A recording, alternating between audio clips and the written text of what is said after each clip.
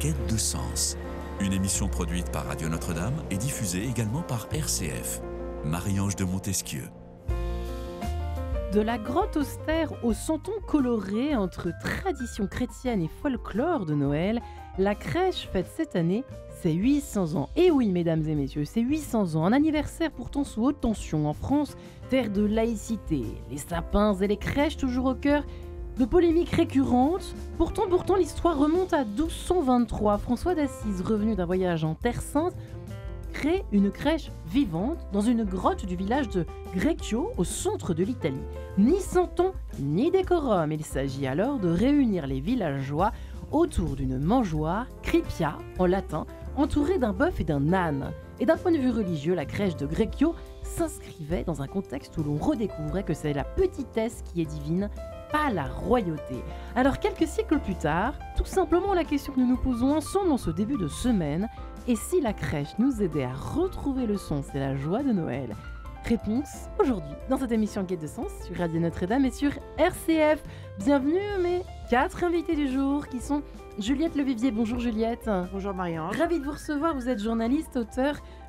Vous avez tout récemment, tout fraîchement publié La crèche et les santons en chœur aux éditions des Béatitudes. Alors, qu'est-ce qu'on peut dire sur ces deux ouvrages qui s'adressent plutôt aux enfants? On est d'accord? On Mais n'est pas pas seulement, hein. On n'est pas d'accord Petits en fait. et grands, nous sommes tous des enfants. C'est ça, c'est plutôt des ouvrages pour la transmission de la foi aux adultes. La transmission. Comprendre qu'est-ce que c'est qu'une crèche. En fait, une page d'évangile. Ouais. Donc, relire la page d'évangile ensemble avec les santons, tout simplement pour redonner le sens de Noël. Alors moi qui me disais, comment est-ce qu'on va parler de la crèche pendant 52 minutes? Je suis sans inquiétude désormais avec ce que vient d'évoquer Juliette Levivier. Ce n'est pas si bête comme chou. Nous sommes également en compagnie de Luc Adrian. Bonjour Luc. Bonjour. Je suis très honorée et impressionnée de vous recevoir dans ce studio. Vous êtes un grand journaliste, dans en tout cas la presse chrétienne, on peut le dire. Vous qui avez été, on peut le dire, vous avez été reporter pendant près de 40 ans au sein de la rédaction de Famille Chrétienne. Vous avez publié de nombreux ouvrages, bien évidemment. On peut citer Des fleurs en enfer, Compostelle, Carnet de route d'un pèlerin auprès de la Renaissance. Et puis ce petit dernier, étonnant, et qui est complètement en lien avec l'émission, puisque si les auditeurs ont bien écouté l'introduction, la crèche a un lien direct avec François d'Assise. Étonnant, hein, Luc Adrian? Un lien direct. Oui, puisqu'on doit à François d'Assise la première crèche vivante de l'histoire, Ouais. qui fait date, et elle est vivante à plusieurs titres. Elle est vivante puisqu'il invite tous les habitants de Greccio à venir le rejoindre dans cette grotte ermitage de la montagne. On est dans un petit village au centre de l'Italie, et on a donné à François une montagne, et il y a établi une grotte ermitage, et c'est là qu'il invite tous les habitants à venir le rejoindre, Ouais. pour fêter le Sauveur. Voilà, petite introduction, parce que sinon je vais être trop longue pour faire mon petit tour de table. Il ne faudrait pas qu'il dure 52 minutes, ce tour de table. Luc Adrian, vous qui avez donc écrit cet ouvrage François d'Assise, Le chevalier sans armure, aux éditions de l'Emmanuel. On en dira un mot évidemment peut-être tout à l'heure, puisque c'est une sorte de... Comment peut-on dire? Un remake autour du personnage de François d'Assise, comme s'il existait un petit peu aujourd'hui. C'est un peu ça, enfin en tout cas avec beaucoup d'humour. Vous vous adressez à vos lecteurs avec beaucoup d'humour. Et nous sommes enfin, en tout cas sur ce plateau, j'ai la joie de recevoir Paul Amblard. Bonjour Paul. Vous Bonjour. récidivez depuis le Radiodon, n'est-ce pas? Voilà. Bravo Paul. Mais là, je serais peut-être plus à l'aise. Oh, cher Paul, vous qui êtes historienne de l'art, spécialisée de l'iconographie du Moyen-Âge et de la symbolique chrétienne, vous avez donc toujours publié cette récente Chambre de l'âme aux éditions Salvator. Et nous sommes enfin en ligne avec Odile Aumonté. Bonjour Odile. Bonjour Marie-Ange, bonjour à tous. Et ravi de vous entendre. En fait, vous êtes un peu notre petit santon annuel. Nous vous invitons chaque année. Vous êtes en ligne avec nous avant Noël. C'est toujours une joie de vous entendre. Historienne, alors Merci, titulaire. ça fait partie des traditions de Noël.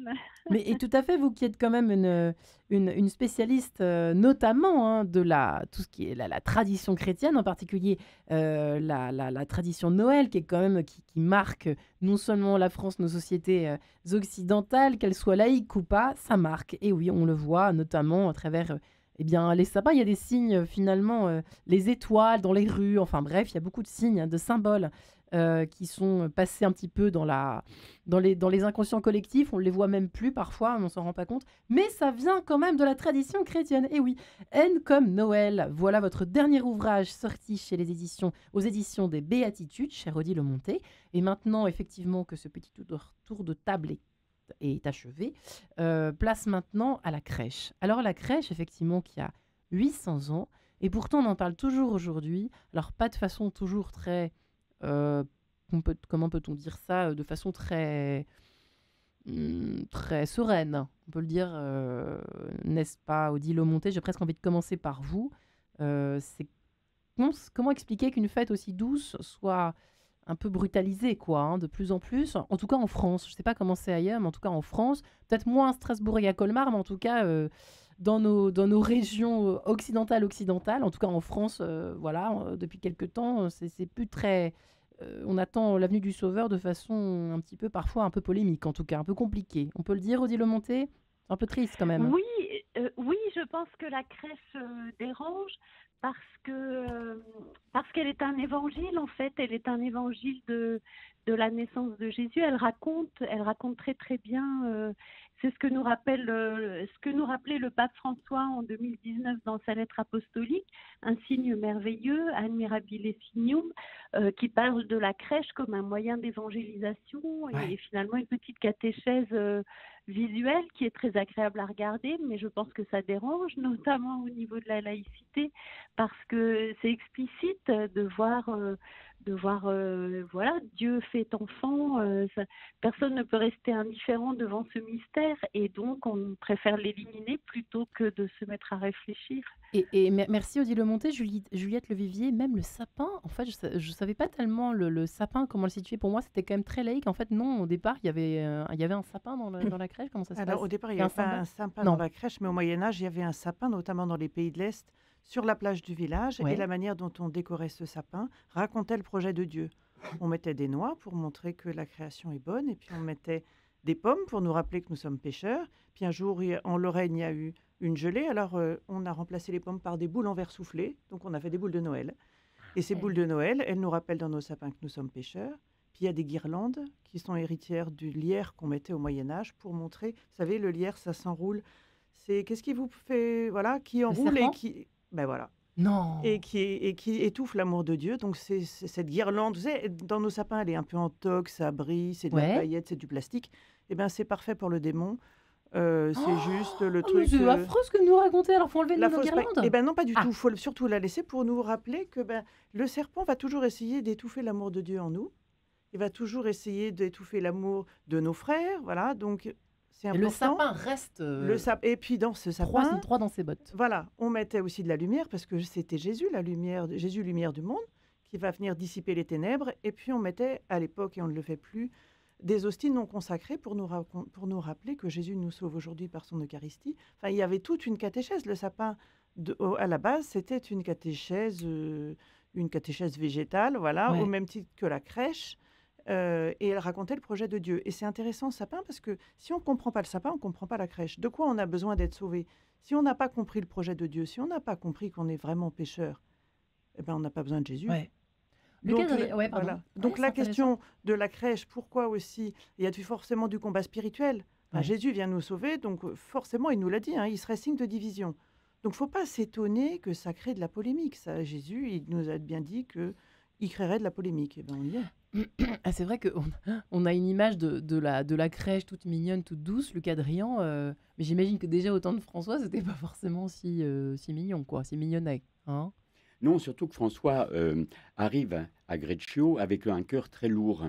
Et moi, je pense qu'il y a une analogie entre l'état de notre société et la société de François à son époque. C'est l'explosion de la société marchande. La société féodale est en train de s'écrouler et la société marchande est en train d'exploser. Et François, Juliette Levivier parlait de lierre, l'amour de l'argent est comme un lierre. Et François voit dans son père le lierre de l'argent lui enserrer le cœur et rendre cet homme qu'il aime profondément, le rendre dur, le rendre injuste, le rendre cassant avec les plus pauvres.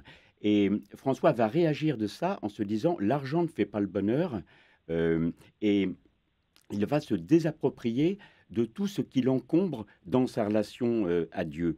Et François nous rappelle justement dans notre société marchande finissante, qui est une société angoissée, triste, eh bien, le secret d'une joie qui ne passe pas. Paul Amblard, Oui, dans l'iconographie du Moyen-Âge, bah oui, j'imagine que la justement. crèche a une grande importance. Bien sûr, il y a des siècles d'art autour de la crèche et c'est peut-être dans les œuvres les plus magnifiques qui existent, les plus émouvantes, les plus innovantes aussi. Je voulais revenir sur ce sapin parce que le sapin, c'est un arbre de vie et c'est aussi l'arbre toujours vert. Pourtant, il est coupé, mais il reste vert. C'est vrai. Alors, il est coupé, mais vous savez, généralement, les sapins, on peut aussi les mettre dans des pots, et puis on peut les mettre en terre, et le sapin ne perd pas ses aiguilles. Donc, c'est l'arbre toujours vert, et c'est un signal au cœur de cet hiver, Ouais, où très dépouillé, ouais. où la graine est dans la terre, est en train de pourrir, où il y a de l'ombre, eh bien, il y a cet arbre vert qui vient nous rappeler aussi, et qui se dresse verticalement. Il y a quand même quelque chose d'extrêmement optimiste, d'extrêmement réconfortant dans un sapin, orné aussi.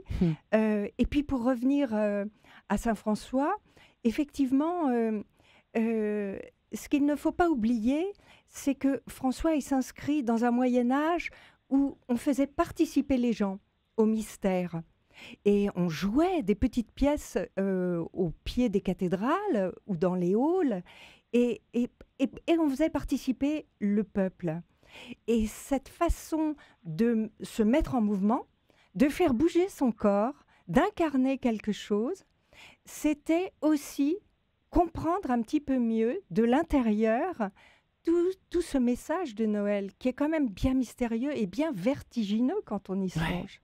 Qu'on y croit ou qu'on y... C'est vrai que c'est presque Et qu'on n'y croit dur pas. à croire. Hein. Même quand on est chrétien, d'ailleurs. Hein. Chaque année, on dit « Mais quand même, c'est l'histoire. » Et puis, C'est quand même- vous parliez de polémique de la crèche, et ben moi, je n'en vois pas. Parce que quand vous avez des sondages qui vous montrent que 88% des gens considèrent que c'est une tradition familiale, croyants, non croyants, je trouve que c'est une polémique qu'on monte en épingle, mais qu'en fait, les gens sont heureux de voir des crèches. Il n'y a qu'à se balader en Italie.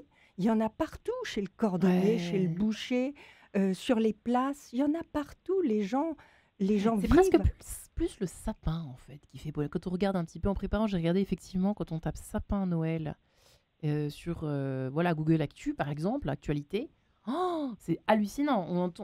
La crèche un peu moins. C'est vrai que c'est plus des vols de crèche, des histoires de... Bon, mais en revanche, c'est vrai que le sapin, c'est... En fait, alors, oui, il y a le côté idéologique avec le point de vue écologique, il y a le côté laïcité. On est d'accord, Juliette?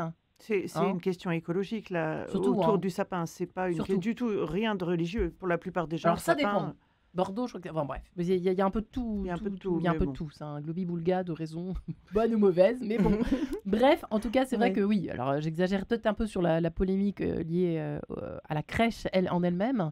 C'est vrai qu'il y a quand même... Enfin, ça fait pas de mal, quoi. Une crèche, c'est vrai que c'est doux, c'est l'enfant Jésus. Même les gens qui n'y connaissent rien, même, savent quand même globalement, Juliette, hein, il y a quand même une espèce de tradition qui se transmet, ou peut-être qu'Odile Aumonté pourrait répondre d'ailleurs à cette question, Odile. Il y a quand même comme une évidence qui se transmet de génération en génération autour de cette crèche, même que l'on soit croyant ou pas, parce qu'on sait que l'ignorance gagne du terrain malheureusement en France et ailleurs. Mais qu'est-ce que vous en pensez, Odile? Oui, je trouve qu'il y a une tradition autour des santons. Généralement, on prend toujours les mêmes santons. Bien, on est content de retrouver, quand on va chez nos parents, les santons de notre enfance. Je me souviens que nous, on a reçu à nos fiançailles quelques santons et on a étoffé cette crèche. Et aujourd'hui, mes enfants qui ont eux-mêmes des enfants sont tout contents de retrouver cette crèche familiale Et quand vous dites qu'il n'y a pas de polémique, quand même, n'oublions pas que la crèche a été éliminée de l'espace public. Ouais, Et ça, c'est quand même, c'est vrai. énorme parce qu'il y a quelques années, on en voyait partout. Et je me souviens d'un supermarché qui avait fait une crèche, mais vraiment, dans aucune église, je n'avais vu une crèche aussi somptueuse. En fait, ils avaient fait une espèce de mezzanine et quand on entrait faire nos courses, vraiment, c'était le côté 100% mercantile et commercial. Eh bien, on levait les yeux et sur cette espèce de mezzanine, ils avaient mis des personnages avec de vrais tissus, enfin Jésus, Marie, Joseph, avec de vrais tissus. C'était absolument somptueux. Et donc, je me suis dit, ah ouais, c'est quand même un magasin qui nous rappelle à quel point la crèche est importante Alors, c'est vrai que et là, évangélisatrice. c'est intéressant ce que vous dites, Odile Monté, parce que là, je rentre au cœur de vos ouvrages, Juliette Levivier, puisque les santons, c'est vrai qu'il y a une magie quand même autour des santons qui se vendent hein, d'année en année. Chaque année, comme Odile Monté, des tas de Français rachètent des santons pour compléter une crèche, leur crèche à la maison. Les fameux santons de Provence, dont on n'a pas encore parlé, mais c'est quand même toute une histoire, là pour le coup, une symbolique, mais c'est surtout, c'est presque une tradition automatique, quoi, chez beaucoup de Français encore aujourd'hui. Hein. Là, il y a quelque chose de vraiment traditionnel. Hein. Je ne sais pas si c'est beaucoup de Français, je dirais chez tous les chrétiens. Les chrétiens, en tout cas. Après, beaucoup de Français, je n'ai pas la moindre idée. En revanche, c'est vrai que les santons... Peut-être dans le sud de la France, quand on se Alors, déplace, dans le sud, c'est certainement plus populaire. répandu. Parce que, voilà, il y a le En côté Corse. dévotion, mais j'allais dire, peu importe. Oui. Ce qui est important, c'est que quand on a cette crèche, elle parle à tout le monde. Une fois qu'elle est exposée, et c'est important, enfin, ça vaut le coup de repenser à ce que dit le Conseil d'État là-dessus, qui ne dit pas on la met hors de l'espace public, qui dit que quand on la prend comme culturelle, elle fait partie des traditions qui font partie de notre culture et qu'en dehors des bâtiments publics, donc les mairies, les hôpitaux, etc., où elle ne doit pas être, parce que laïcité, comme elle est culturelle et qu'elle fait partie des traditions, des traditions qui font pas de mal. Vous voyez, on voit un peu la crèche comme ces traditions de Noël au même titre que le Père Noël. Eh bien, si Jésus se la joue culturelle, il a le droit de monter dans le traîneau du Père Noël, c'est-à-dire que et donc dans l'espace public, nous dans notre coin en Picardie, il y a les maires nous écoutent. énormément de crèches, notamment de crèches lumière, qui sont des crèches toutes simples, absolument extraordinaires, éclairées de l'arrière. Jésus, Marie, Joseph, dans beaucoup de nos villages, elles sont chez nous, elle est derrière le mur du jardin, dans la rue, et elle est devenue tradition du village, parce que ça fait des années qu'elle est là. Et c'est légal, voilà. Et c'est légal. Il faut le savoir, c'est intéressant, hein, auditeurs qui nous écoutez, peut-être êtes-vous maire et responsable. En tout cas, je vais me faire gronder si nous n'écoutons pas immédiatement La crèche des Noëls, mesdames et messieurs, interprétée par la maîtrise de la cathédrale de Metz, et on se retrouve tout en douceur juste après. Nous sommes évidemment en train de parler de la crèche aujourd'hui tous ensemble. Si la crèche nous aidait tout simplement à retrouver le sens et la joie de Noël, c'est pas trop tard pour installer sa crèche. Si vous êtes un petit peu en retard, c'est pas grave, parce que c'est une vraie joie. Je trouve qu'il y a un avant et un après. Quand on a installé sa crèche, il y a quelque chose de paisible, je sais pas, qui s'installe dans la maison, dans l'appartement, peu importe là où vous vivez. C'est toujours, même une petite crèche, une mini crèche, ça fait toujours son effet, je trouve. Voilà, bon bref, on s'en fiche. Juliette Levivier est avec nous, Odile Monté aussi, Luc Adrian et Paul Amplard. Et c'est vrai que nous parlions, là, ça y est, on attaque le vif du sujet, si je puis dire, avec les santons, la base de la crèche qui est quand même constituée de Joseph, Marie, l'enfant Jésus, que l'on place le soir de Noël. On est bien d'accord, Juliette, hein? Oui, Pas avant. On est d'accord. Les anges, éventuellement, si on en a. Les anges, c'est bien. Ça fait une crèche? Alors, ce qui fait une crèche, à mon sens, c'est la crèche biblique. C'est les personnages que vous avez dans l'Évangile. Donc, vous avez effectivement Jésus, Marie, Joseph. Et puis, vous avez les anges. Ils étaient innombrables. D'accord. Pas deux, mais innombrables. Innombrables. Donc, vous en mettez 50. Oui. Et puis, il y a bien sûr les mages, les bergers. Et les bergers et leurs bestioles, puisque l'Évangile nous dit qu'ils sont venus avec les moutons. Oui. Et puis, parce qu'ils n'étaient pas un peu pressés quand même. Et puis les mages. Donc ça, pour moi, c'est la crèche de base, parce que c'est la crèche de l'Évangile. D'accord. Le reste, Même l'âne et le bœuf, ils ont été rajoutés après avec une prophétie d'Isaïe, mais vous pouvez lire les récits de la Nativité, vous n'allez pas trouver un âne et un Ah, bœuf. il n'y a pas l'âne et le bœuf dans la Nativité, dans le récit. Eh Ah, ça, ben, j'avais jamais fait attention. Paul Amblard aussi, vous êtes Non. d'accord? Oui, tout à fait. On a le même Tout à fait. évangile toutes les deux. Vous êtes d'accord Je ou crois pas? qu'on a lu le même texte. On me dit, qu'est-ce que je raconte? Non, dans l'évangile de Luc, on ne parle pas du tout d'âne et de bœuf. C'est venu après. Il faut attendre le 2e siècle avec le proto-évangile de Jacques. Et là, on Donc parle apocryphe, hein, d'âne c'est ça? et de bœuf. D'accord. Et effectivement, ça fait référence à la prophétie d'Isaïe qui parle du bœuf qui reconnaît son propriétaire et l'âne la mangeoire de son maître. Et du coup, on associe effectivement en filiation de l'ancien, des prophéties, la venue de Jésus. Et du coup, aussi, on a les symboles de ces deux animaux qui sont très importants. Ouais. Un bœuf, ça trace un sillon. C'est un animal courageux, qui est dur à la tâche et qui est patient. Et c'est tous ces symboles-là que le bœuf représente. L'âne, alors l'âne, c'est mon préféré. Votre chouchou? Oui, et Saint Bernard de Clairvaux disait très bien, en parlant du corps, il parlait de l'âne. Et en fait, l'âne, c'est un symbole d'humilité, c'est un symbole de lenteur. Ce n'est pas le cheval. Hein. Jésus, il rentre à Jérusalem monté sur un âne. Tout à fait. Et voilà, c'est un symbole d'humilité, l'âne. Et pour Saint Bernard, c'est le symbole du corps, de la peau. Et, De la peau? oui, la peau d'âne. On n'est pas très loin, hein, vous savez. Et voilà, donc ce sont des symboles très importants. Pourquoi la peau? Parce que ça, c'est l'incarnation? C'est ça que ça veut dire? L'âne est lié au corps. D'accord. C'est un symbole qui est récurrent et dont Saint Bernard parle très bien. Ouais. Mon frère Anne, je pense que Saint François d'Assise a pu aussi l'évoquer. Et voilà pourquoi ces deux animaux sont présents. D'ailleurs, il y a beaucoup d'animaux autour de la Nativité. Il y a les bergers. Il y a les moutons Il y a aussi, les moutons. On n'en a pas parlé encore. Oui. Mais... Ouais. Et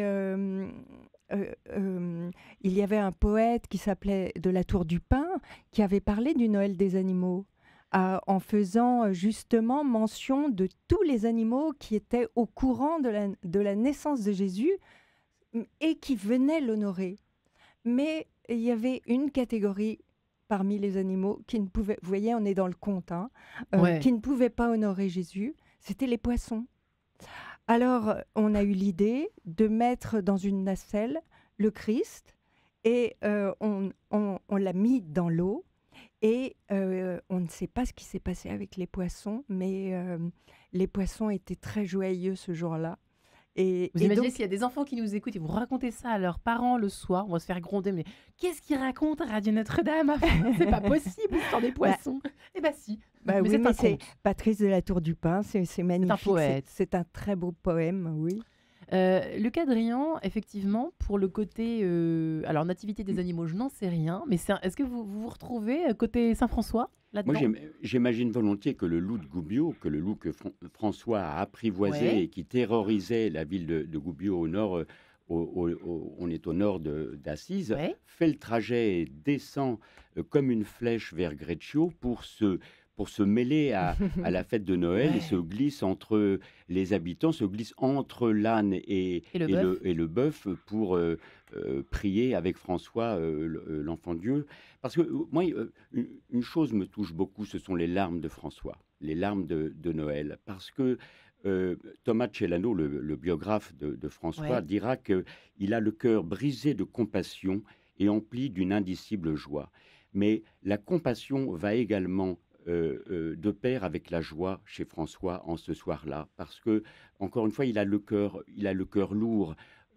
Le monde va mal, rien de nouveau sous le soleil, dirait l'Ecclésiaste. L'Église ne va pas mieux et lui-même ne va pas bien parce que sa fraternité est désunie, son rêve de fraternité unie est fracassé, sa règle a été plusieurs fois retoquée. Rien ne vaut sous le soleil. Oh, c'est incroyable. Oui, Finalement. et sous la lune non plus.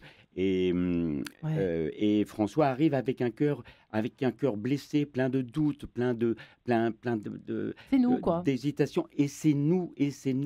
Et je pense que le cadeau que vient quêter François auprès de l'enfant Dieu, c'est la confiance. Et le Seigneur lui dit, mais fais-moi confiance. Ton œuvre, donne-la-moi, c'est la mienne. Donne-moi ton cœur. Et je pense que c'est la prière que Jésus nous fait en nous disant, donne-moi ton cœur. Et fais de ton cœur une crèche. Juliette Le Vivier en parle merveilleusement, mais fais de ton cœur une crèche et moi j'y apporterai ma paix. Ouais, une crèche intérieure, finalement. C'est un peu ça, Paul Amblard. Hein. L'objectif, finalement, c'est ça. Hein. Je spoil un peu, je suis navrée, l'article qui est de vous dans la vie. On peut transporter sa crèche. On peut transporter sa crèche dans le métro. On peut aller faire ses courses avec sa crèche. Moi, petite boîte. Mais oui, mais c'est facile de revenir à la crèche. Puis vous savez, vous vous moquiez de moi avec les animaux, mais en fait, c'est beaucoup plus profond qu'on imagine, parce que c'est la réconciliation, c'est vraiment les premières pages de la Genèse. L'homme est le gardien des animaux, et chacun vivait en paix. Et c'est cette paix-là que l'on va retrouver. Il y a une recréation dans la nativité. C'est ce que disait un grand homme d'Orient qui s'appelait Grégoire de Nazianze. La fête de la nativité, c'est la fête de la recréation de l'homme.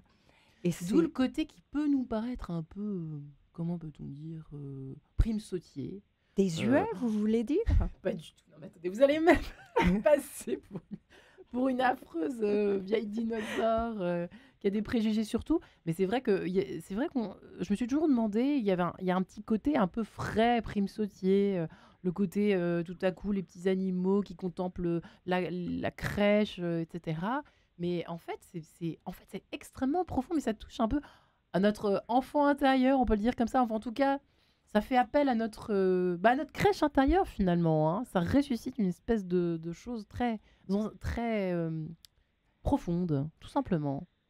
Oui. Juliette est d'accord avec ça? Oui, je pense que le côté frais et prime sautier, ça n'empêche pas la profondeur. Au contraire, on a plein de niveaux de lecture. Moi, je peux vous dire que ça m'a embarrassée pendant des années, figurez-vous. Eh bien non. Je trouve ça grotesque. C'est drôle, je trouve que depuis un mois que j'ai eu l'occasion de parler avec des Clarisses, avec des ados, avec un public très divers auquel j'ai parlé de la crèche, tout le monde est touché. C'est incroyable. Tout le monde est touché au cœur, chacun avec son niveau de lecture, chacun là où il en est. Mais la crèche, c'est incroyable parce que comme ça ne fait pas peur, c'est le principe de la crèche, c'est que Jésus, c'est l'amour exposé, petit, 50 cm, 3,5 kg à peu près. Comment vous voulez avoir peur de ce Dieu-là? Voilà, un bébé, tout le monde approche. On n'a pas peur. Et donc, c'est vraiment la grande force de l'incarnation, c'est que Dieu fait homme, Jésus. C'est difficile d'approcher du calvaire, c'est difficile d'approcher de la croix. Ça rebute d'ailleurs beaucoup de personnes. On commence par approcher de la crèche, parce qu'il y a comme une...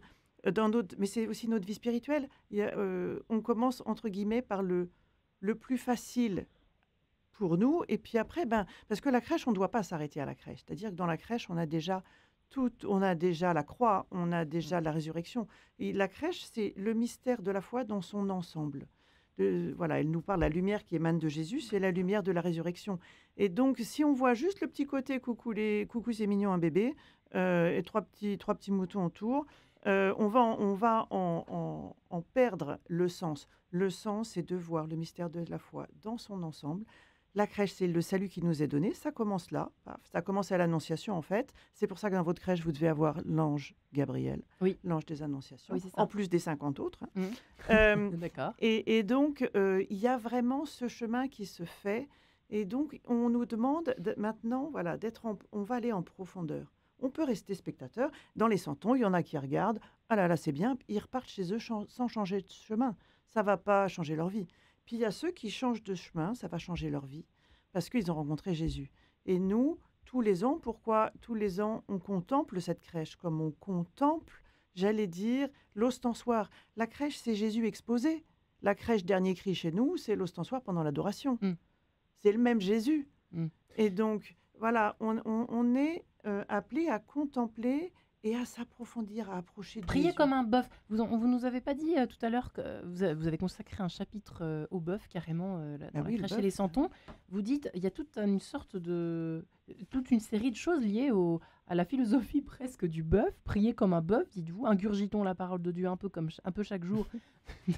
Des sites internet nous fournissent gentiment des lectures avec en prime des petites méditations fort bien choisies, simples. Ruminons comme un bœuf. Ruminons, mais c'est ça le bœuf. Ingurgitons et ruminons. Un bœuf, ça vous mange 50 kilos de foin en 10 minutes et ça met de la journée à ruminer. Et voilà, ça c'est mon côté picard. Hein. Ah, c'est Je ça. suis de la là. campagne, donc je connais le bœuf. Et donc, le bœuf, qu'est-ce qu'il fait? Il rumine. Et nous, le matin, on a notre petite... on a la parole de Dieu. Et puis, on a un verset. Et ce verset-là, alors, il ne faut pas choisir celui qui nous fait plaisir, hein, parce que c'est trop fastoche, ça. On prend le verset qui nous embête, le truc, voilà, qui nous gratte un peu. Et on a la journée pour ruminer. D'accord. Donc, vous le mettez sur un post-it. Vous collez ça sur votre front ou sur le dos de votre téléphone. Et vous avez la journée pour méditer cette parole de Dieu. Le bœuf, il nous apprend à méditer. Parce que nous, on est là à se dire, on voudrait incarner quelque chose de l'Évangile. Si on n'a pas médité l'Évangile, on ne va pas incarner grand-chose. Donc, la base de... Voilà, le bœuf, c'est un grand maître Et spirituel. donc, vous n'avez pas répondu pour l'âne? Parce qu'on Pour a l'âne. parlé... L'âne, il y a quelque chose à dire de plus ou pas? Ah, mais l'âne, il y a des... bœuf. Alors, non, moi, c'est pas le bœuf, moi, c'est tout le monde. Hein. Je suis d'accord. pas, toute la Bon. ferme. Mais l'âne, c'est aussi, et ce que disait tout à fait Paul, c'est la question de l'humilité. L'âne, c'est la 2 chevaux, c'est l'ambulance, il sert à tout, l'âne. Hein. C'est le serviteur quelconque. L'âne, c'est celui qui nous dit, serre tes frères. Pourquoi il est là? Aussi parce qu'il a transporté Marie. On imagine bien qu'elle n'est pas venue à pied, 150 km de Nazareth. Enceinte de 9 mois, on ne l'aurait pas forcément fait. Donc, elle est probablement venue avec l'âne de Joseph. Et cet âne, c'est celui, à l'époque, qui est vraiment le serviteur. Il nous apprend 2 choses. D'abord, à servir nos frères, à les transporter, à les porter. Comment est-ce qu'on porte les autres dans notre cœur? Comment est-ce qu'on les porte dans la prière? Est-ce que, voilà, l'âne, il a, quand on déroule le fil, alors pourquoi il a porté Jésus aussi au rameau? Eh bien, parce que c'est la monture des rois en Israël. Donc le roi, quand l'âne arrive à Nazareth avec Marie, la reine des anges, avec Jésus en son sein, il porte le roi et la reine. Mieux vaut tard que jamais, nous annoncent nos invités, n'est-ce pas? Je parle à votre place, chers invités, du jour. Et si la crèche, tout simplement, nous aidait à retrouver le sens et la joie de Noël, à l'heure où peut-être votre cœur est triste et assombri par cette actualité, par les incertitudes, par les angoisses de la vie, et Dieu sait qu'il y a des raisons d'être triste et inquiet, mais il y a Jésus qui est là, tout petit, n'est-ce pas, Lucas Drian? Et ça, c'était un peu la folie de Saint François, si je puis dire. En tout cas, son dada, c'était justement cette joie de la nativité. Pourquoi? C'était pour lui la plus belle des fêtes. Généralement, les chrétiens soutiennent que c'est Pâques, la victoire sur la mort, le ressuscité. Et en effet, ça l'aimait. Pourquoi pour François, c'est la plus belle des fêtes? Parce que c'est la fête de l'humilité de Dieu. François, il est fasciné par la puissance du Très-Haut qui se manifeste dans la beauté de la nature. C'est un émerveillé, c'est un poète, c'est un sensible. Eh bien, ce Tout-Puissant qui manifeste sa force dans le chaos prodigieusement organisé du cosmos, eh bien, il se fait chair en cette fête de Noël. Il prend notre chair pour venir nous apporter sa paix et son salut. Et ça n'est pas fini. Le miracle n'est pas fini. Eh bien, cette incarnation, elle se reproduit à chaque messe. C'est pour ça que la crèche de Noël est indissociable pour François de la messe qu'il aurait fait célébrer à minuit. François n'était pas prêtre, il était diacre, parce qu'il se jugeait indigne d'être prêtre.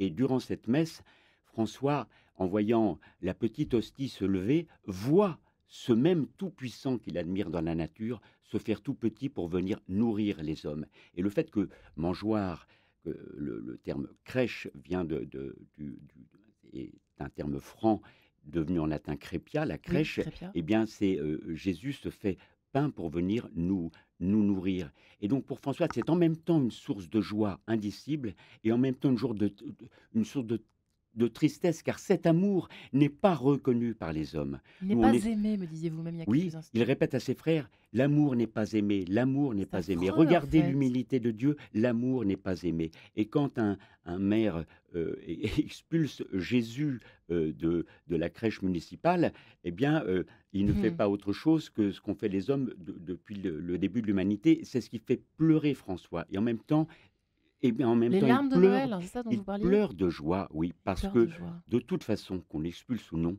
le salut est là. Le salut Expulsion, nous est donné. expulsion qu'ont connue d'ailleurs Joseph et Marie. Tout à Tout à fait. coup, ça fait tilt dans mon Et esprit. quand un frère raconte lors d'un repas que justement cet épisode de Joseph et Marie refusés, Dans les chassés auberges. par les aubergistes, François se lève de table et tombe à genoux et se tape le front contre le sol en disant l'amour n'est pas aimé, l'amour n'est pas Hmm. aimé, et il pleure. Donc il y a toujours cette compassion pour l'humilié, c'est l'enfant Dieu, mais aussi tous les humiliés qui sont rachetés, qui sont expulsés, parce qu'il ne faut pas oublier que pour François, Noël est la fête, devrait être la fête de la fraternité universelle où chacun fait un pas de paix vers l'autre. D'où la cellule de crise. Je plaisante, mais c'est le titre d'un de vos chapitres. C'est étonnant. Paul Amblard, effectivement, l'amour n'est pas aimé. Oh, en voilà un sujet. En voilà un sujet, C'est point une des d'interrogation. plus belles phrases que je connaisse. L'amour n'est pas aimé. Je pense qu'on parlait de la méditation du bœuf. On devrait la ruminer très très souvent, cette phrase. Parce que je pense que chacun... On est maso? Non, mais je pense qu'on n'aime pas l'amour. On n'aime pas l'amour. Pourquoi? Ben parce que on est plein d'égoïsme, on est imparfait mais on peut cheminer. Ouais. Grâce Voilà, à la voilà crèche ce chaque qui nous est année. dit. Grâce à la crèche chaque année, peut-être. Et je pense Juliette. que ça nous conforte dans notre esprit missionnaire. C'est-à-dire que moi, honnêtement, j'aime Jésus. Bah, tant mieux pour Alors vous. d'une manière super imparfaite, à la manière de Juliette Levivier, ça tient ou pas la route. Mais en tout cas, j'aime vraiment le Christ. Et qu'est-ce qui fait que je suis là aujourd'hui, ou que j'écris des livres, ou que voilà? Eh bien, pour moi, l'essentiel, c'est de transmettre que l'amour soit aimé, de faire aimer Jésus. Pourquoi on parle de la crèche? Bien pour que les gens puissent vraiment mettre Jésus au cœur de leur vie. Quand on met Jésus dans la crèche, on met Jésus dans sa vie.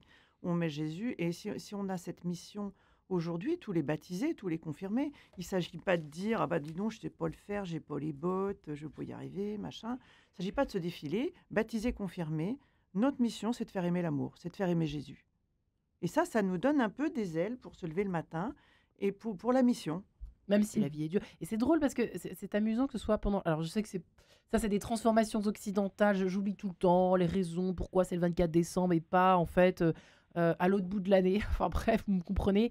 Mais comme par hasard, il se trouve que voilà, ça tombe toujours l'hiver quand les nuits sont extrêmement courtes, quand il fait froid, quand il pleut, il fait sombre, il fait gris. Et comme par hasard, c'est la joie de Noël qui apparaît dans la nuit, quoi. Mais c'est pas un hasard. C'est pas un hasard. C'est pas un hasard du tout, parce qu'en fait, c'est la nuit. C'est à partir de ce moment-là que les jours vont commencer à rallonger. C'est solstice Donc d'hiver. c'est la promesse d'une Donc c'est la espérance. promesse. Donc ça y est, la lumière arrive à ce moment-là. On ferait ça serait bien embêtant de faire ça en septembre parce que la lumière décline. Ouais. Donc ça n'a pas là, de sens. ça n'a pas le Enfin, même moins de sens. sens. Mais là, la lumière, voilà, Jésus qui vient illuminer nos ténèbres Petit à petit d'ailleurs. petit à petit. Ouais. Et voilà, beau. ça commence à Noël. Dis donc, je remettrai plus ma crèche comme avant.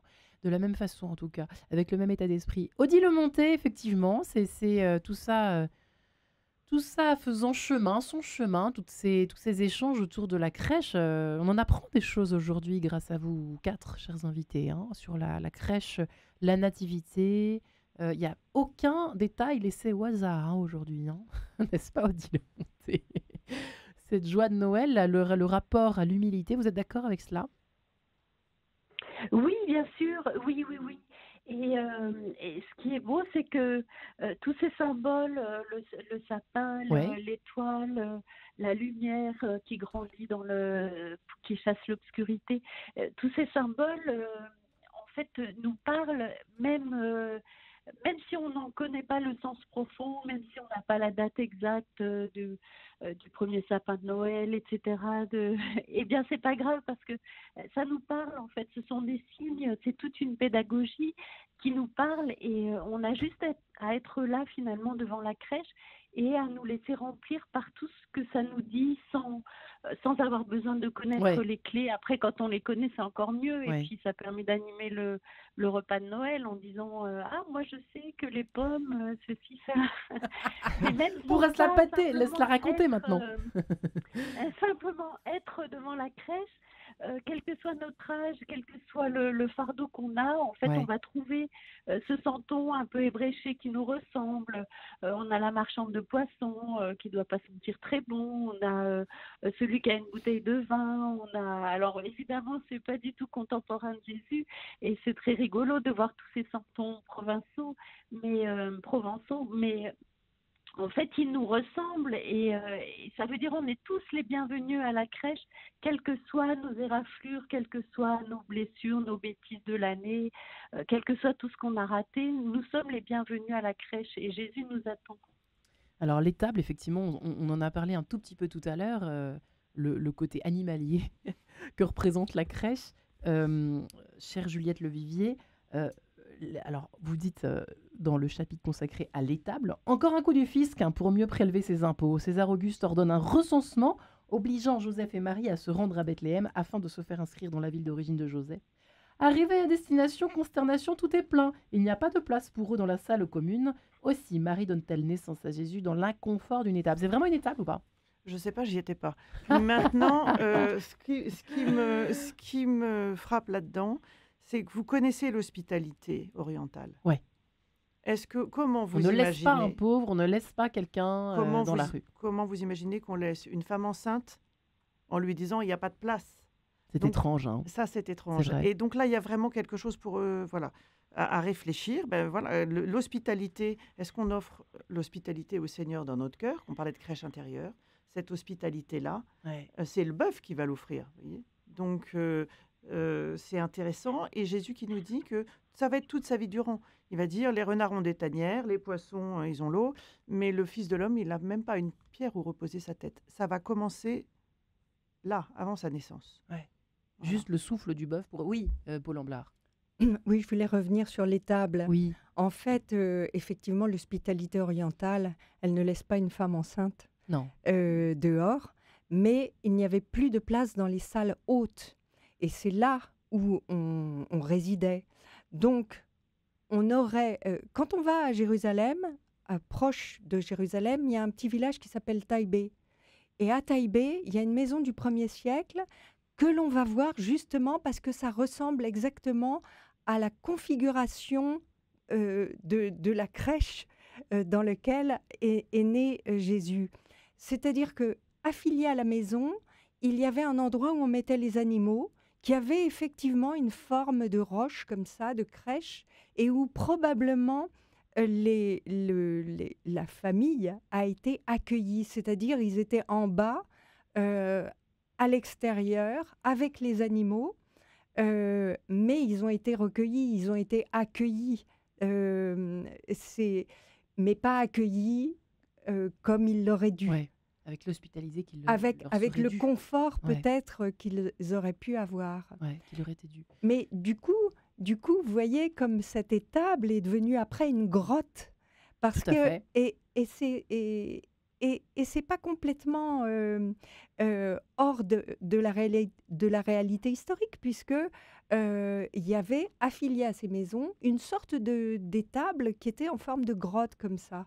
Et du coup, on n'est pas loin. Vous voyez, on parle d'images d'Épinal, mais elles sont proches parfois de la réalité. De la réalité, Luc Adrian. Et si François demande à son ami Jean Vettila, qui lui a offert cette montagne, d'amener un âne et un bœuf dans sa grotte ermitage, c'est justement, il le précise, c'est pour se remémorer aussi concrètement possible la grotte de Bethléem et les souffrances et les incommodités qu'endura notre Sauveur à Bethléem lors de sa venue. Les souffrances et les incommodités. Donc il y a toujours chez François comme vous le disiez, Paul, ce désir d'incarnation, de voir, de sentir, de toucher. On est dans une époque où on est beaucoup plus sensuel, sensible que nous, qui sommes rationalistes, qui sommes coupés de notre corps. Et la crèche, en cela, nous rappelle l'incarnation, le fait que tout ça avait une odeur, avait une couleur, c'est ce qui touche François. Donc, c'est ces incommodités que le Sauveur a endurées pour venir nous rejoindre. D'où lui vient cette joie alors qu'il n'est qu'un soldat abattu, humilié, diminué? Une certaine fierté l'envahit. Il éprouve le sentiment apaisé de ne pas s'être replié sur lui-même. Au contraire, il s'est déployé dans l'épreuve. Il songe par exemple à son attitude vis-à-vis de ses compagnons d'infortune. Ceux-ci se sont vite révélés bien plus difficiles à supporter que les rats. Ces enfants gâtés passaient leur journée à râler, à gémir, à se plaindre, fer aux pieds, haillons sur la peau, sans bain moussant ni garde-robe. Au régime sec, ces grandes bocca, comme on dit là-bas, faisaient moins les fiers et geignaient comme des gosses. À défaut de leur rendre un moral aussi inoxydable que leur épée brisée, François tentait de leur arracher un sourire et de partager sa gaieté. Voilà un petit passage, histoire de faire passer le message que ce livre est bon à offrir, glisser sous le sapin, n'est-ce pas? Mais c'est vrai que c'est des leçons de vie, finalement, François d'Assise, vu par Luc Adrian. Hein. Mais François du mal a aimé ses frères, a aimé certains de ses frères. Ouais. Et moi, ce qu'il me montre en ce Noël, c'est que la paix se conquiert par des actes, par des paix, mais elle se reçoit aussi. Parce que la grâce de faire la paix, c'est parfois inhumain. C'est pas possible de faire un pas de pardon et c'est une grâce qu'on reçoit et qu'il faut demander et qui est accordée en cette nuit, j'en suis sûr. Et oui, Paul Ambloire, aimer l'amour. Aimer l'amour, et ce que Luc Adrian dit est très important, c'est-à-dire qu'avec toutes nos imperfections, avec toutes nos indélicatesses, tout est restauré en cette nuit de Noël. Y croire. Mais le c'est sentir, un ordre. Et le sentir, et le ressentir devant la crèche, dans nos églises et chez nous, dans nos maisons. On n'a pas parlé des calendriers de l'Avent, mais une autre fois. L'année prochaine, peut-être, Juliette, hein? Je le garde pour l'année prochaine. Merci les amis, Juliette Levivier, Odile Monté, merci Paul Ambloire et merci Luc Adrian. Merci les amis, merci Odile Monté en ligne avec nous. Merci pour vous et vos ouvrages. Merci, joyeux Noël effectivement à tous nos invités, à tous nos auditeurs aux quatre coins de la France et d'ailleurs. Merci à tous et joyeuse montée vers Noël.